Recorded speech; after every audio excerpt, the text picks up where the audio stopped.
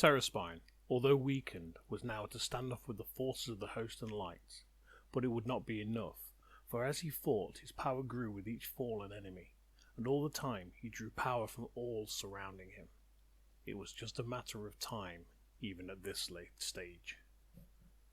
Thalasiak appeared instantly on the battlefield without warning, and began chanting and incanting, weaving the threads as he needed them to be formed. All, even Terraspine, paused for a moment at his sudden arrival. Terraspine realized what was transpiring, sensing the magic being woven, and knew that the same fate that had befallen the entity was now being levelled at him.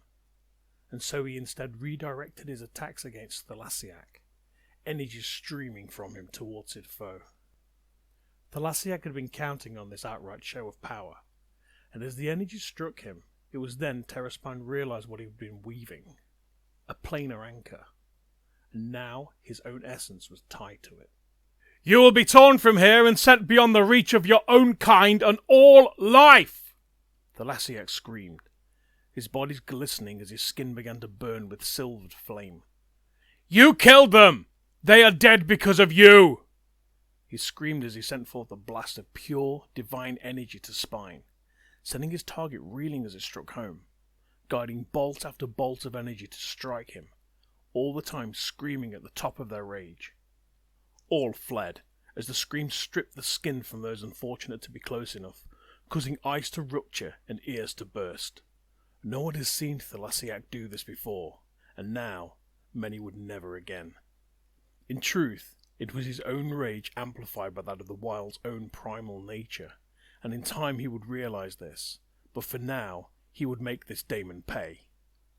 The bolts that struck home saturated the area with magic, a mix of divine and his own unique amalgamation of planar threads, as Terraspine was assaulted from a myriad of demonic and planar powers all at the same time. Like those of mortal ilk near to him, he too was blinded and staggering, his bearings lost, and he lashed out where he thought Thalasiak would be, missing entirely, but laying waste to many who had been holding him back. Bolt after bolt rained down upon his target, and then he paused, blood flowing from where his skin had been, the silvered light burning it away. His many eyes were ablaze with glee as he spread his arms, all of them, out like a 12-armed spider stretching its legs, and grasped each hand firmly and deliberately, seemingly at nothing. But this was not the case. Each hand grasped the threads of his own bolts, firmly taking hold of the thick magic that he had woven around his quarry, and as he was still stunned, he could do nothing to prevent the weaving and the pulling, the intricate binding of these threads around them, as Thalasiak encased his form in a cocoon, a barrier of seals. These seals were akin to those that had been used to entrap the unknown entity, as they were originally to have been used to trap them. Now, Thalasiak used his own form's power, and that of the wild, to create temporary forms of such. 4 of his arms moved to form a circle, and as his hands met in the centre of his form, a rift opened beneath Terraspine, who was now slowly recovering from the onslaught, but was unable to resist what was happening, other than let out a scream of anger and try in vain to tear his bonds apart. It was far too little, far too late, and he was pushed into the rift. "You would be in the void if it were possible to do such!" Thalasiak screamed, his voice wavering as the rage overtook him again. And with one final push of power, Terraspine vanished from view, the rift snapping shut as its use had been past. Thalasiak fell to the ground, bones showing in places where the magic had consumed his form. After all, despite being immortal, his form was not truly divine, and he could not have hoped to contain the power of the wild, even such a small directed portion of it, for very long. It had, in short, began to eat him alive. As he was helped to his feet, staggering to regain balance, he whispered to those present, "It is done," and then blinked out of reality. This was the last time the mortals of the realm saw this mythical creature, as from this point onward, he worked far from view wherever possible. He reappeared from his vanishing act, back at the site of the entombment of the destructive entity, and he slumped up against his old friend's fading body. As he touched them, power flowed from him to them, as the wild pulled back that which it had given him, to prevent further harm. "Even in death you are protecting me," he smiled, resting his hands upon them, and his thoughts relived the times long past with this behemoth. He sat in an embrace with them for many days until the exhaustion and grief allowed him to move again, using what little power he had left to ease his friend's passing. During that time he bore witness to the creation of the pool of silver, which would become known as the Fount of the Wild.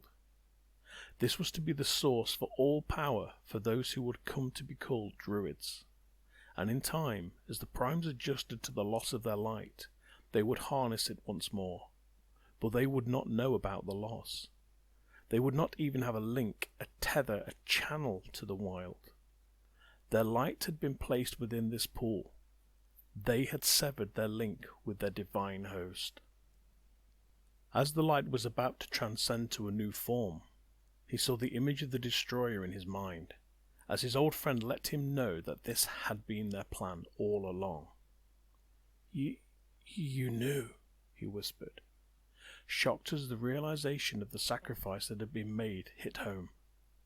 The Wild had planned this, not him, to secure existence against a threat they had not seen, but the Wild had known all along. Damn their secretive ways. And as the light finally left their form, he understood why he was here, besides the obvious trap that had been sprung. The Wild had needed him here for this reason, as he was needed to spread him to the primes, to reseed the primes with his essence, that they would need to then be tied to this pool. "Of course," he smiled, and nodded to his fallen ally. "I will do as you need, as must be done." Slowly he moved the husk of the fallen one into the pool, and let it sink. "Should you ever need to protect the pools from this side, old friend?" And he knelt, touching the pool, and it formed portions of itself into hundreds of small spheres in his hands, and he placed them inside his pockets and pouches. He turned and glanced back one final time, knowing that once he left, this place would become sealed too, even from him, as such a nexus needed to be protected from any possible interactions, and this had to be his first task. Then, with a wave of his hands, he spun the weave and moved to a place far from there, and began his long incantations to seal that place and remove it from the primes and the realms, to hide it as they had planned to hide Terraspine from contact, only now the destructive entity lay there in its place. The ties that would exist with that place, where the fallen of the prime now resided, would be the tethers to those who followed him on each portion of his essence upon the prime. Should they fall, the tether would cease to be, and thereby remove the possibility of incursion upon this place of hiding. It had to be this way, to protect them all. Sometimes he wished he could shed a tear, and this was one of them.